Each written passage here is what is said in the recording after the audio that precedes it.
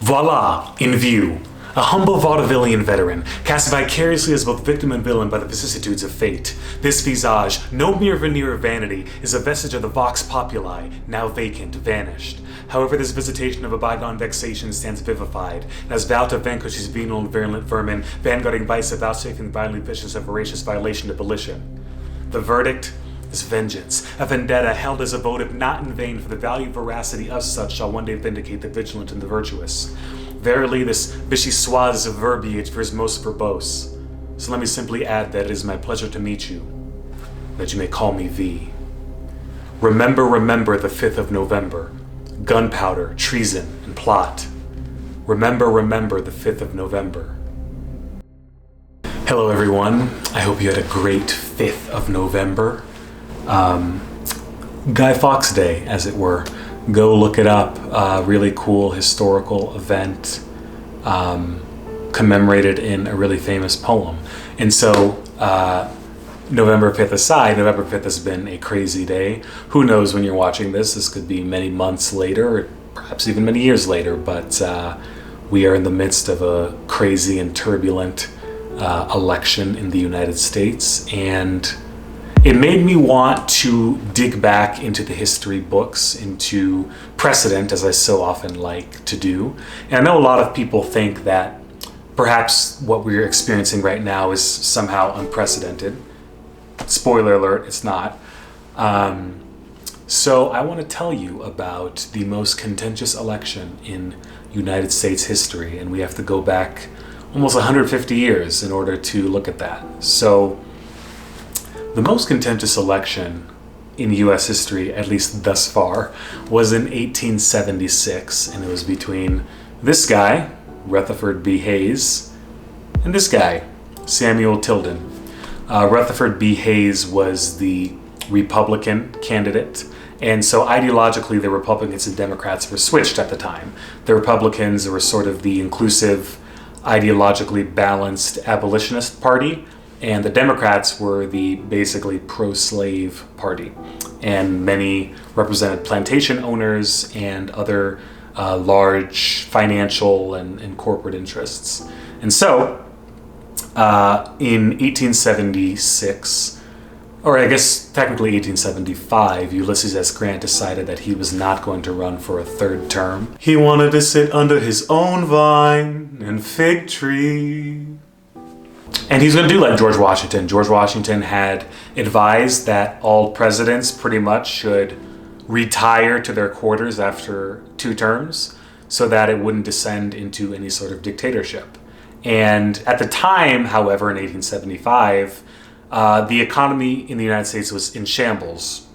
Okay, some similarities to today. There was rampant unemployment. Cotton prices were absolutely plummeting at the time.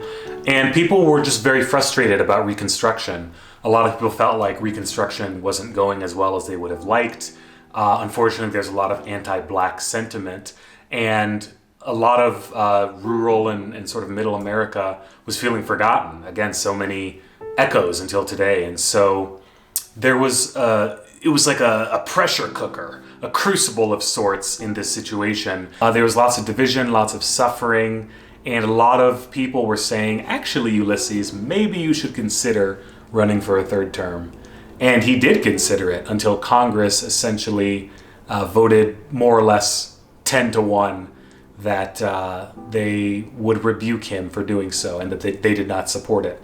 And so at that point, Ulysses S. Grant was like, well, I guess I'm going to have an early retirement. And these two individuals emerged from the forefront. It would turn out to be an election with the highest turnout in terms of percentage of voting population in the history of the country.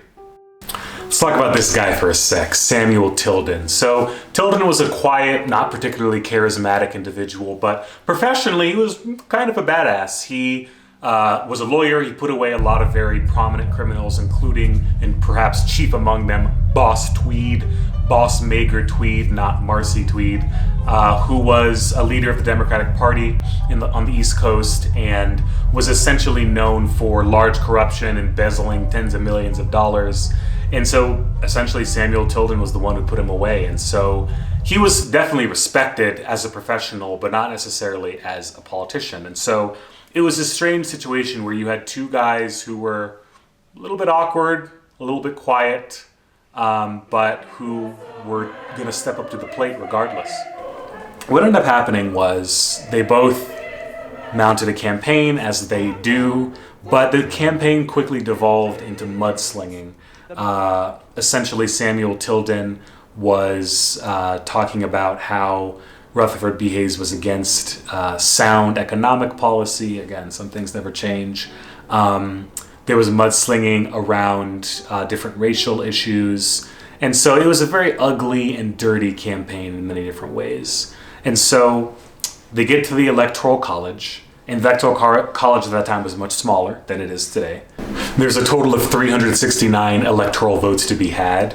And Tilden was actually ahead in the popular vote. And so as these different electoral votes were being disputed, Tilden was ahead literally by one electoral vote, literally by one vote. And it comes down to 4 states.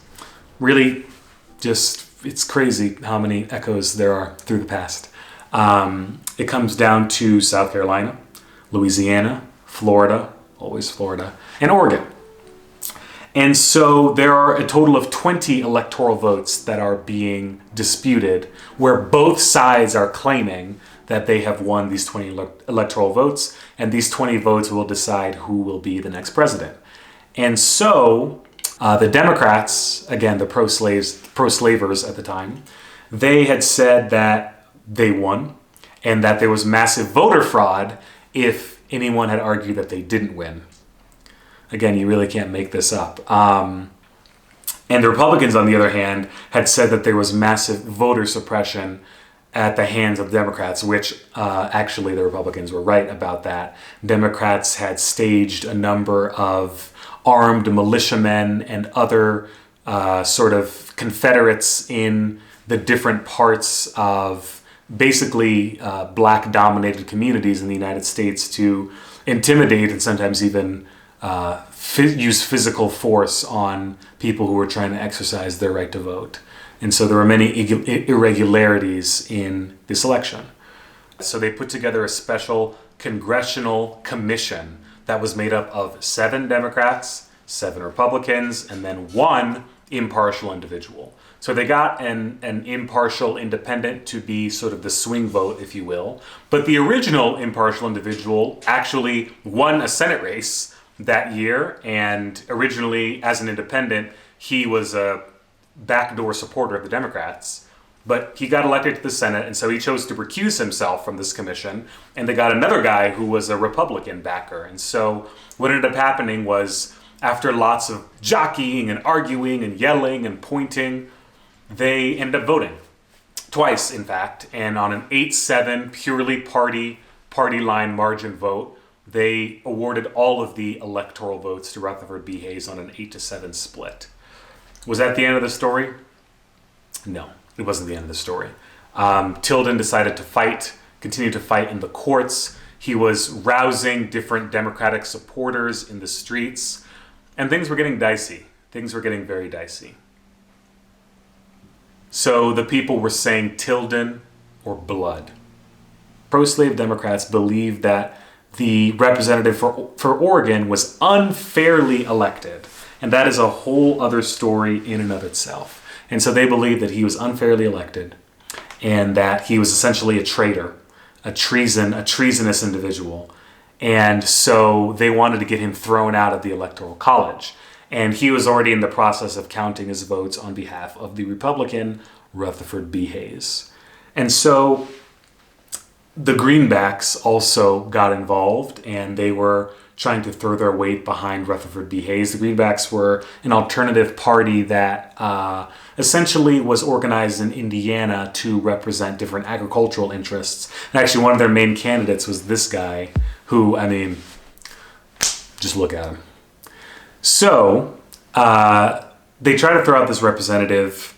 The crisis only deepens. The wounds are deepening, frustration is deepening, and so even Rutherford B. Hayes, random people are showing up at their house, firing guns at his house. Other mobs are showing up declaring him the president, asking, the El Jefe to emerge from his house and claim the throne.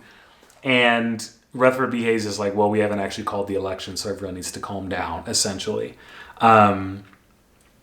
And what ends up happening is they choose yet another impartial individual to try to adjudicate the whole process. And there's a series of negotiations that are going down. And meanwhile, the current incumbent, Ulysses S. Grant, is fortifying his army, building up his different forces around the White House and in New York to basically keep the peace. And essentially 2 days before Inauguration Day, the pro-slave Democrats agree that they will allow Rutherford B. Hayes to become the next president on the condition that the federal government agrees to remove federal troops from the South. And so why is that important?